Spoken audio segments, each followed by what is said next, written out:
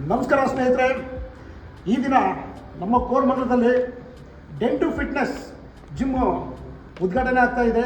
So ನೀವು ನನ್ನ ಬಗ್ಗೆ ಕೇಳಿರ್ತೀರ. ನಾನು ನಿಮ್ಮ ಪ್ರೀತಿಯ ಮಿಸ್ಟರ್ ಇಂಡಿಯಾ ಅಂತಾರಾಷ್ಟ್ರೀಯ ದೇಹದಾಢ್ಯ ಕ್ರೀಡಾಪಟು. ನಾನು ಭಾರತ ತಂಡದಿಂದ ಭಾಗವಹಿಸಿ ಪಾಕಿಸ್ತಾನದಲ್ಲಿ ನಡೆದಂತಹ ಅಂತಾರಾಷ್ಟ್ರೀಯ ದೇಹದಾಢ್ಯ ಸ್ಪರ್ಧೆಯಲ್ಲಿ ಭಾರತ ತಂಡದಿಂದ ಭಾಗವಹಿಸಿ ಚಿನ್ನದ ಪದಕ ಪಡೆದು ಭಾರತ ದೇಶಕ್ಕೆ ಮತ್ತು ಕನ್ನಡ ನಾಡಿಗೆ ನಾನು ಕೀರ್ತಿ ತಂದಿರ್ತೇನೆ.